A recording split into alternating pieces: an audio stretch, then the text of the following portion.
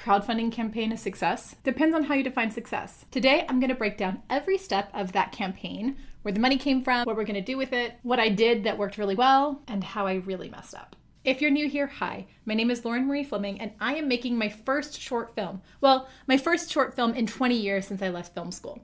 I took a little bit of a detour into publishing for 20 years and a slight random detour to get a law degree. After trying for 20 years to make it in both Hollywood and traditional publishing and finding that both were full of gatekeepers, I am creating my own IP world with my own books and my own movies. And I'm sharing the process here with you to hopefully encourage you to go out there and do the same. Before I break down everything about how we raised money for this crowdfunding, I have one very important question for you. Do these shorts make me look like I escaped from the circus in a good way or a bad way? I'm kind of joking and I'm kind of not, because if you didn't see my video yet, I have a whole thing on how feeling comfortable and confident in my body helps me to be a better author and filmmaker. Go check that post out. I'll put the link down below. Now that that's done, we can move on to the numbers. I'm going to talk about the cost of crowdfunding my own movie, and then I'm going to share what we made, where it came from, and what we're going to do with it. First off, let's talk about the cost. So Kickstarter takes 5% of anything you make. If you do a fiscal sponsor, they usually take another 5% of anything you make. Stripe credit card fees and processing fees, even if debit cards, is 3%. So right off the bat, you lose about 13% of whatever you make. Then you take your budget and you add the industry 10% contingency fee. That leaves you about 23 to 25%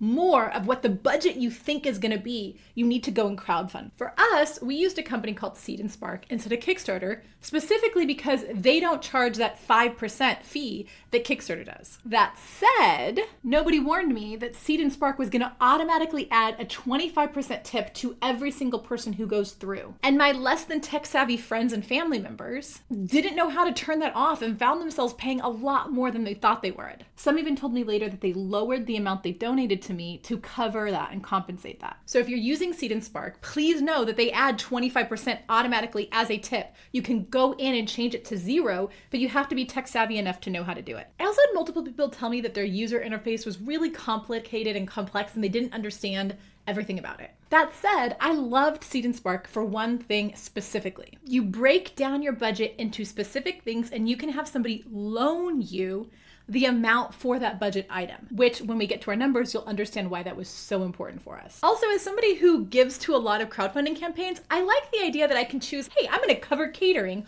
or this is gonna go towards lighting. Even though they don't have to use it for that, I like feeling like I'm a part of the film in a different way. And I know a lot of my funders did like that they could fund a specific part of the film, not just put into a general fund. Another thing about Seed&Spark is it had a little too many options for people and how they could donate. They could make a pledge, they could join an incentive program, they could loan an item, or they could loan cash. It was a little confusing for some people. Again, on my end, it was great. It had no fees for me, unlike the 5% from Kickstarter, and it gave multiple ways for me to ask people to support the film. But if you do plan on using it, just know that the donor end is a little complicated for people. Another thing I didn't expect was the emotional and physical toll of crowdfunding for a whole month. I'm somebody who has done live launches on the internet for over 10 years now, but they're rarely for more than 2 weeks. Crowdfunding for a whole month was exhausting. I think that that's something I would do differently. I would sleep more. I would rest more. Even if you think you know better and you've done it before, remember to take that into consideration because I learned the hard way.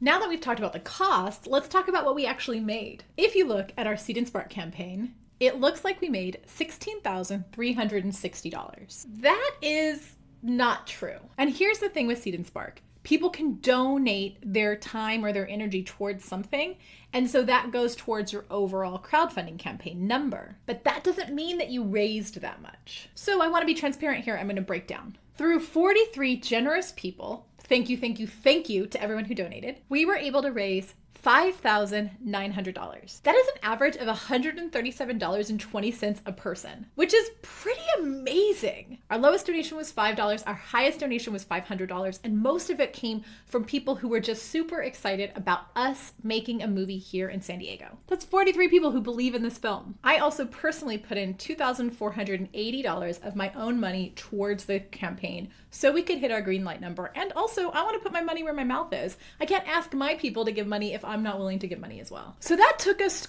pretty close to our minimum that we needed to get greenlit, which means that Seed&Spark would actually charge everybody for the amount, but it wasn't close enough. We started thinking about post-production and the way that there are lots of grants to help us with that. So somebody gave us a loan of services, something you can uniquely do on Seed&Spark, which I really like, to help us apply for grants to cover post-production. Fun fact, there are not that many grants out there to help you make a movie, but there are a lot of grants to help you finish a movie, especially queer films. Don't worry, as we go down that path, I'll share that with you as well, because no gatekeeping here. So that is the breakdown. $5,900 raised by 43 generous donors, my own $2,480 invested into the campaign, and a $7,980 loan of services for someone to help us get a grant, hopefully, for post-production. And we reached over 100 followers on the campaign, which is pretty cool to have 100 people following along. After processing fees, that gives us $8,128 in cash for the film,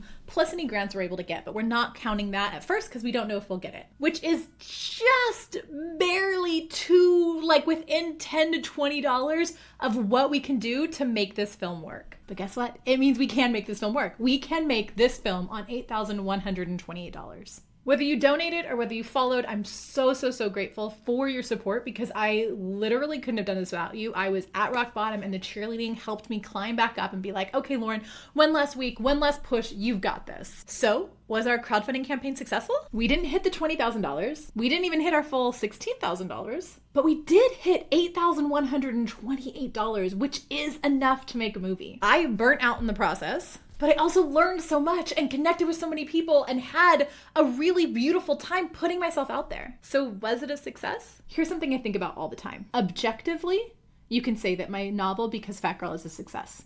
I saw it in airports and bookstores. It's sold thousands of copies. It's all over the USA and internationally read. And objectively, you could say it's a failure. It didn't hit the hundreds of thousands of copies that we wanted. It didn't ever hit the New York Times bestsellers list. You could call it a failure, or you can call it a success. It's all how I define it. I define my books as successful by being done and out in the world. And that's the same for this crowdfunding campaign. We raised enough that we can make a movie. That's pretty damn cool, y'all. It's pretty damn cool. Thank you for being a part of this. Thank you for cheering us on and joining in and sharing the information of people who shared their crowdfunding campaign information with me and donated to the campaign. It means so much to me to have the support of a community backing around this film, because the world needs our stories now more than ever. If you like this video, be sure to subscribe to my Substack, Instagram, and YouTube so you can get a lot more behind the scenes look at how we're making this film, and I share my process of publishing and filmmaking because there's no gatekeeping around here.